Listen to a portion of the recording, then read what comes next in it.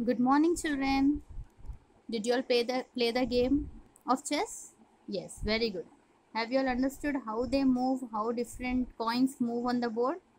Yes, we have seen how it has come into existence or who was the inventor of the game. Some says it was invented by Queen Mandodari and some says it was invented by a great scholar called H.J.R. Murray. Yes, so we will see what are the rules of the game. Now we are going to continue with the rules of the game. Just like any other game, chess is also governed by rules. The pieces of the chessman like the rook, the knight, the bishop, etc. move on the board in quite a restricted way. That means the elephant, rook, moves straight. The bishop, camel we call it moves cross, diagonal. Knight, it moves 2.5 steps. Yes? So they move in a different directions, children. In a restricted way, they can't go anywhere they like. The movement of each piece is important because if a piece can move to a square, it can capture the piece in that square, whoever it may be. Okay, so whenever they move in the square, it can capture it. The king Raju and the queen Mantri can move in any direction. Nevertheless, the king cannot go beyond one square, whereas the queen has no such restrictions. So children, king can move only one step, either side or cross or diagonal, straight, anywhere it can move, but only one step. But the queen, the mantri, wazir we call it, yes, it can move in any direction in any number of steps. The bishop, sakatu, and the rook, enugu, elephant, will be in the corner, so it can move straight, can move to any square provided it is on their path. The bishop goes diagonally, I said no, cross it goes diagonally, whereas the rook goes straight. The knight, gurram we call horse, and the pawn, bantu, small coins, are very special in their own ways. The knight is the only piece that can jump over other pieces. He goes 2 squares forward or backward and 1 square sideward. That means 1, 2 side or back, and 1 square sideways to the left or to the right. The pawn, like a brave soldier, marches only forward. When it starts from the second row, it has the option of going 1 square or 2 squares forward. The pawn, like a brave soldier, marches only forward. That means the small one, it marches only forward, but it won't. When it wants to capture the square, it moves diagonally. Children. When it starts from the second row, it has the option of going 1 square or 2 squares forward. However, after the first move, it can only move 1 square forward. The pawn has a special move. It can go 1 square diagonally when it captures one of his opponent's men, even if it is the mighty king. The pawn has another speciality.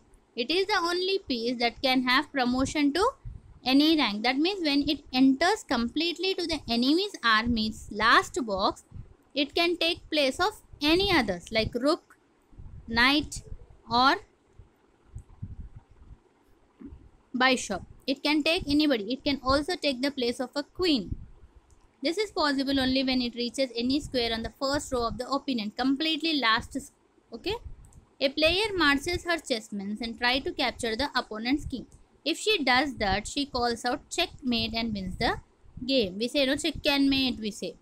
Not only. It sounds simple, but it is very complicated. It looks very simple. When I am explaining you, it looks very simple that chess is an easy game. Chess is an easy game, but it's not so simple, children. Do you know how many ways are there to do that, mathematicians? So, mathematicians say that around 10 to the power of 120 unique games are possible in chess. So, there is not one way, two ways. It is 10 to the power of 120 unique ways. Compare this jumbo number with the earlier number 2 to the power of 64 minus 1. How big is it? Is this? Try it, children. 2 to the power of 64. 2 into 2 into 2 into 2 into, you try. There aren't even that many electrons in this universe. So many ways are there to play chess, children. Competitions and governing bodies. Each district and state has a chess association which conducts training camps and tournaments. So there are different competitions, children, at national level as well as international levels, and various institutions and training camps are being opened for that. The state association are affiliated to All India Chess Federation, which in turn is affiliated to the World Chess Federation. So They organize national as well as international games. It is also called FIDE. It acts as the governing body of international chess competitions. It gives a rating to every player in the world depending upon the number of games. Okay, ratings also are given, children. How many they win, how many they draw, means both of them don't win. It is a draw or lost. The greater the rating, the better the player.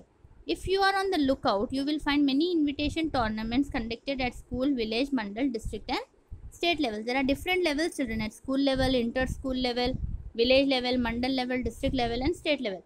You can rise to the ranks of an international grandmaster or simply grandmaster. Grandmaster, winner of chess game, any level.